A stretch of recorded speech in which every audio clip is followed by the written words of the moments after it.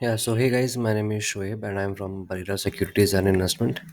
So in continuation to our previous video जहाँ पे मैंने बताया था कि कैसे एक हम शॉर्ट टर्म में या फिर एक स्विंग मोमेंटम को हम कैप्चर कर सकते हैं अपना एक स्टॉप लॉस 14,000 पे पुट करके इन अकॉर्डेंस टू निफ्टी 500 के चार्ट से हम कैसे एक छोटा सा रिस्क हम ले सकते हैं। तो आप देखोगे कि वो ब्रीच हो चुका है लास्ट सेशन के दिन, है ना? वो ब्रीच हो गया। उसके बाद जो नेक्स्ट हमें जो सपोर्ट नीचे नज़र आ रहा है वो एक है 13,750 का, ये वाला लेवल। बट मुझे लगता है कि ये भी ब्रीच होगा। तो अब तो जो हमें एक ट्रेड लेना था यहाँ पे, जो हमने लिया भी एंड मैंने भी कुछ कॉल्स दिए थे अपने टेलीग्राम के चैनल में, है ना? तो एक का टारगेट अचीव हुआ, बाकी कुछ को हमने कुछ पॉइंट्स के प्रॉफिट में हमने निकाला एंड कुछ को हमने होल्ड किया हुआ है। तो अब हम क्या कर सकते हैं, क्योंकि एक ट्रेड तो हमारा फेल हो चुका है ना, तो अब हम यहाँ पे हमारे पास क्या अपॉर्चुनिटीज़ है एंड आगे हम क्या प्रोजेक्ट कर सकते हैं, आगे का प्रोजेक्शन क्या है मार्केट को लेकर। तो इस वीडियो में हम बाहर की बातें नहीं करेंगे, है ना? यूएस की बात नहीं करेंगे, रशिया की बात नहीं करेंगे। प्योरली टेक्निकली हम देखते हैं कि फ़िलहाल हम क्या कर सकते हैं। तो आपको यहाँ पे एक ज़ोन नज़र आता होगा, ये जो मैंने मार्क किया है, ये छोटा-सा ज़ोन जो मैंने मार्क किया है, इसको मैंने मार्क किया है as a support using pivot points. Pivot points मैं आपको बताऊँ वो कैसे आता है।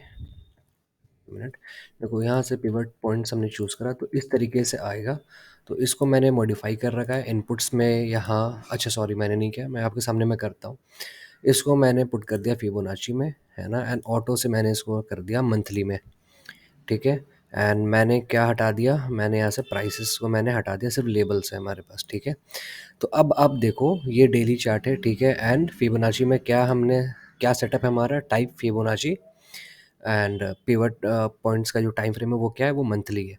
तो यहाँ पे अब देखो ये कितना इम्पोर्टेंट जोन ये वाला है जो मैंने मार्क करा है। देखो कितने सारे वो वहाँ पे सपोर्ट नज़र आ रहे हैं आपको।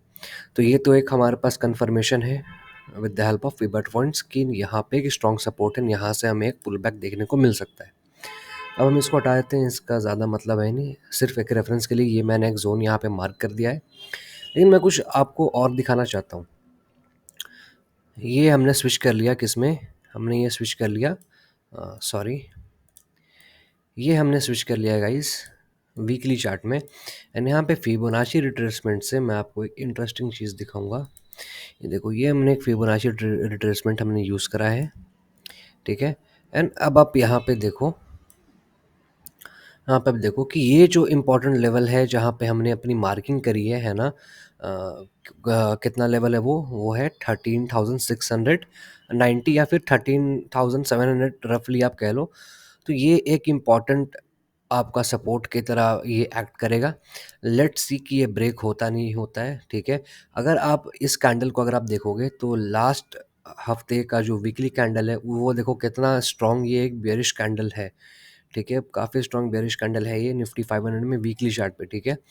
तो आई डोंट थिंक कि ज़्यादा बड़ी फॉल आएगी, जबकि स्ट्रॉन्ग कैंडल है तब पर भी। लेकिन देखते हैं कि फ़िलहाल क्या होता है ना? फ़िलहाल तो ये है कि ज़्यादा ट्रेड्स हमें इनिशिएट नहीं करने। हाँ, अगर अच्छी अपॉर्चुनिटीज़ हमें दिखती है, काफ़ी अच्छा अगर हमें सेटअप दिखता है, लेस कम कैपिटल के साथ हमें ट्रेड लेना चाहिए।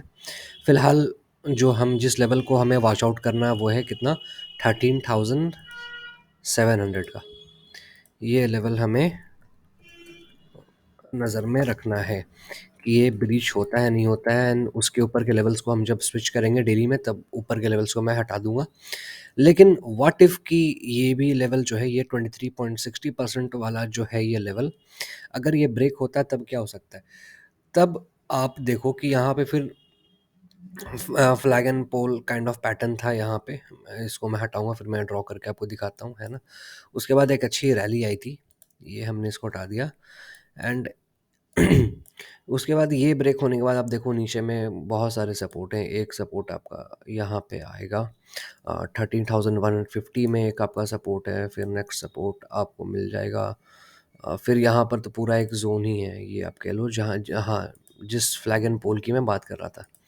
ये देखो इस तरीके से, मैं डेली में आपको करके दिखाऊं, ये देखो इस तरीके से ये हमारे पास कुछ सेटअप है।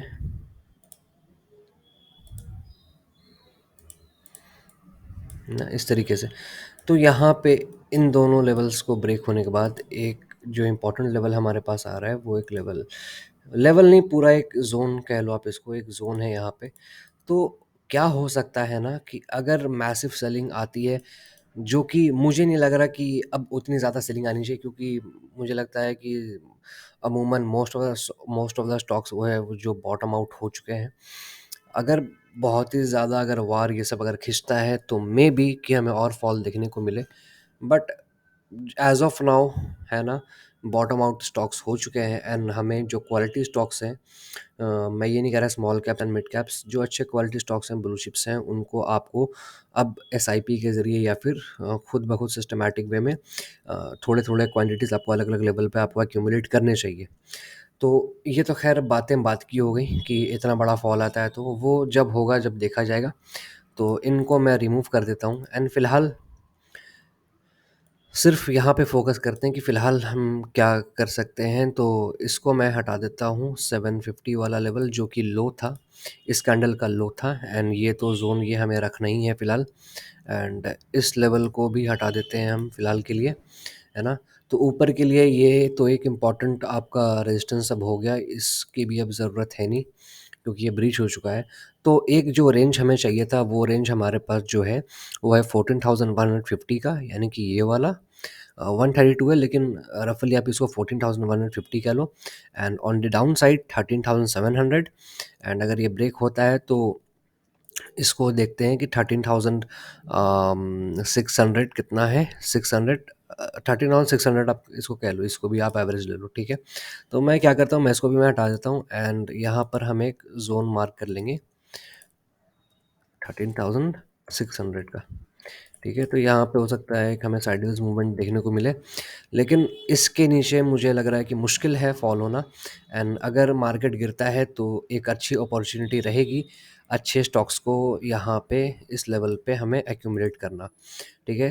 तो आज तो संडे है एंड कल मार्केट ओपन होगा, तो लेट्स सी कि क्या होता है, मंडे को ओपनिंग कैसी होती है।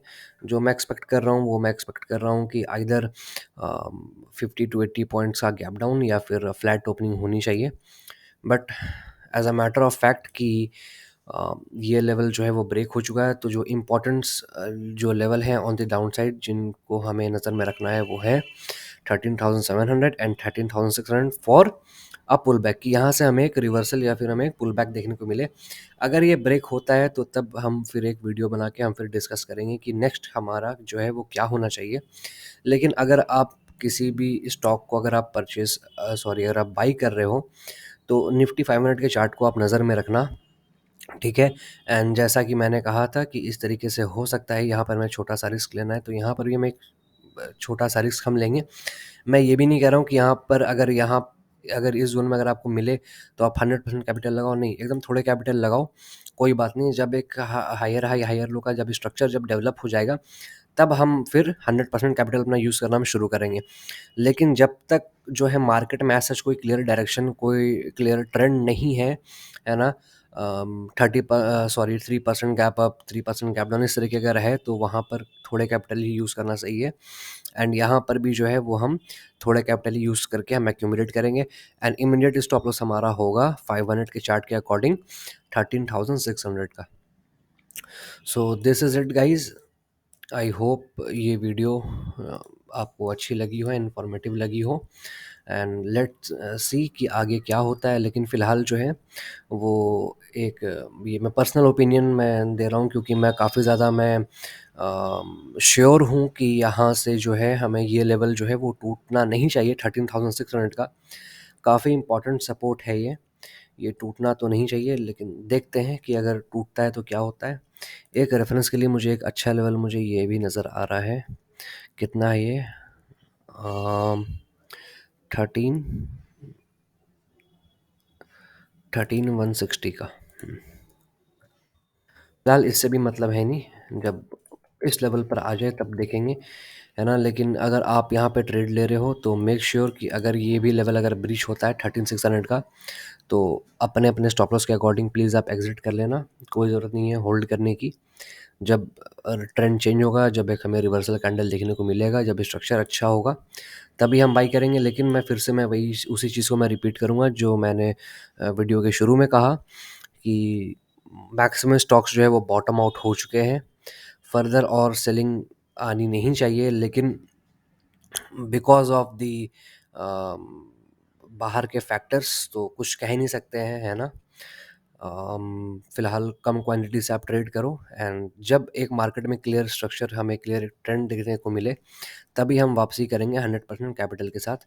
बट क्या है कि जब भी अपॉर्चुनिटी मिले, अपॉर्चुनिटी को आप ग्रास्प करो, and but with less capital, and that is ideally 25% let's say. So ठीक है guys, this is it, and I hope you liked this video, and if you find it interesting and informative, do hit the like button, and comment करके आप अपनी राय बताएं कि क्या लगता है आपको निफ्टी में या इंडियन मार्केट में आगे क्या ट्रेंड होने वाला है, कैसा चलने वाला है। सो मिलते हैं नेक्स्ट वीडियो में। Thank you so much.